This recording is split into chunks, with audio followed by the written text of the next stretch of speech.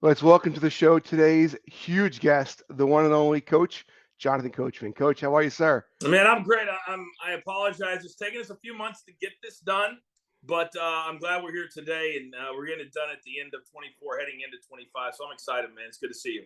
You too, sir. We're getting it done. Today's part one of a six-part series you and I are doing. No, And I'll uh, see you in July. Good to see yes, everybody. awesome. Coach, let me ask you this: how did you even get on the WWE's radar to start working for them? Oh, all those years ago? It's funny because, and I kind of use my story to maybe try to inspire others because I always had this very very clear image of what I wanted my career to look like. I've been a sports fanatic my entire life since I was a little tiny kid. I did like wrestling, but I grew up in a part of the country in Kansas that we only had three channels. We didn't even have wrestling. Right. WrestleMania 1, I couldn't figure out why the Channel 3 News wasn't showing me highlights of Hogan and Mr. T. So we had to read books back in the day. So fast forward, and I was very, very young, 22, 23. I was in my second local TV job in Kansas City, and I thought I was going to be there forever. In my mind, I was like, if I can't get to ESPN, then I want to be that local broadcaster who is there for 40 years and everybody's beloved. And when you show up at Chiefs games or Royals games, that they're like, hey, coach, that's who I wanted to be. Right. That lasted about a month because in May of 1999, we were preparing for, I believe it was what was the pay per view? Over the Top, Over the Edge. Can't Over remember the the name. edge. Over the Edge. And so my station, I talked them into sending me to Florida to do it's funny you say 6-part series. We did a 3-part series on why the WWE at the time was really starting to get red hot.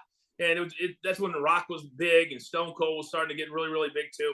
And that was May of 1999. And that night, it changed my career trajectory forever. Because what happened was it was a Sunday night, and I did the third part. I did a live shot from Kemp Arena, which I just drove by a few days ago. I was back home in Kansas, and I looked at the arena, and like all of these emotions started flooding back because that was now 25 years ago, and we did the live shot, and then the WWF at the time, they hadn't even been WWE yet.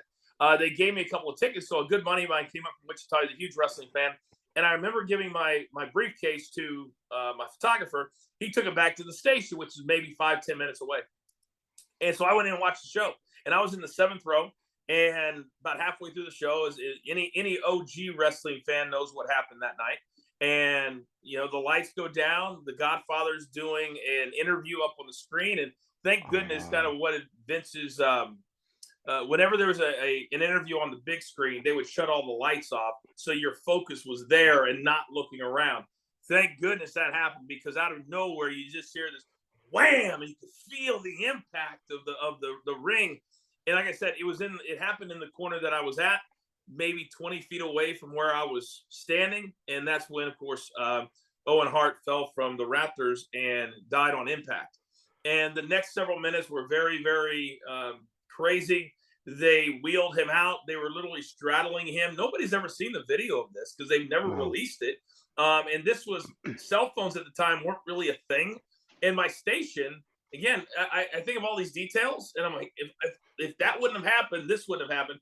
They didn't even think that sports guys were important enough to have a beeper, let alone a cell phone. People are like, "What's a beeper?" Well, it's this thing you put on your head, and they call you, and then you call them back. So we didn't know what had happened. We thought, "Hey, it's a part of the show. That match isn't going to happen," and he wheeled out. So I happened to go back to the station to get my briefcase, and that decision changed my career forever. Because I walked into the station, it's about 9:30 local time, and the place is going bananas. And I walked all the way back to the sports office, and I find out then, I said, I think something may have happened tonight. And I remember, and I quote, my producer said, "You fucking think so? A man died tonight." And like hit me like a ton of bricks. So the next 12 hours were a blur. I stayed up all night. I almost got fired by my news director because I wasn't a reporter, because I was the only reporter in the building. I was the only Wow. one. And in his mind, we could have had that story to ourselves. I'm like, oh, the guy died. But so after being on Good Morning America, fast forward 3 months, and I was very fair. I said the show should not have continued, but I understood because back then pay per view was a big, big deal. It wasn't like today Right. where Peacock pays them 200 million and they get everything. You had to sell, sell, sell. So Vince would have lost millions and millions of dollars if he would have cut the shows short and Right. then give everybody their money back. So they brought Shawn Michaels to the station to try and sell, because most people don't know that the very first SmackDown show was in Kansas City 3 months after that happened, and they couldn't Okay. sell any tickets. Like, nobody wanted to go back into that arena to watch a wrestling show. So they sent a big time SVP instead of a normal, young kid. Right. Normally they'll send somebody to get sandwiches or whatever. And so he liked me and thought I was really smart, thought I asked good questions. He said, "Hey, we're looking for a new person. Let me go back and talk to Vince and Kevin Dunn at the time." And that's essentially how I got on their radar. And then I went out for the interview. They offered me the job on the spot. And I thought I was going to work 2 jobs for the next 2.5 years in my mind. And because Kansas City wasn't going to let me out of my contract, I didn't have any what we call outs. Right. And normally an out is, you can leave if it's a top 10 market or whatever. So I got hired, and by the grace of God, I guess, my station in Kansas City, Channel 9, was trying to buy a helicopter. They didn't have the funds to do so. And so WWE wrote a big check, bought me out of my contract. They put a down payment on a helicopter, and I guess the rest is history. That's incredible. Yeah. That's True. not All true. All true. that's not the answer I expected the night Owen Hart passed away. Yeah. Oh my Yeah. gosh. Yeah. Wow. Coach, plug your stuff. We got a lot going on right now as far as wrestling business. You see behind me, behind the turnbuckle. It's a brand that's really expanding. We've got a show Monday nights at 10 o'clock, right after Raw, whenever that's going to end now for Netflix. But we also do interviews. I do a show with Vince Russo called The Coach and Bro Show. That is also all that's on the same YouTube page.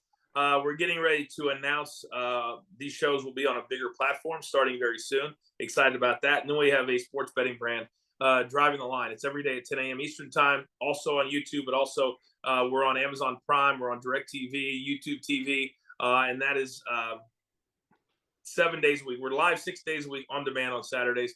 So heavy in the world of sports betting and wrestling, and then I do PFL and the PGA Tour. So with all of that, I'm very, very busy, but I'm very grateful that as the media business has evolved, we've been able to evolve with it. And it's not just me. I've got a team. I've got a lot of good people around me, and we're going to see where we go. I feel like I have about 25 good years left, and I want to use them to do good things with good people and for good people. That's all I care about. I don't need any me stuff anymore.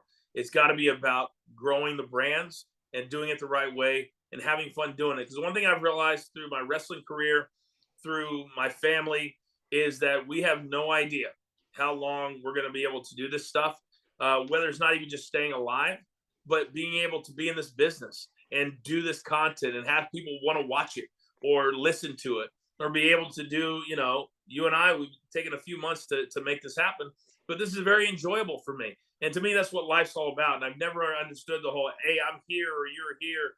We're all just breathing human beings that like the wrestling business or like sports. And that's all we try to do. And that's all I try to do every single day.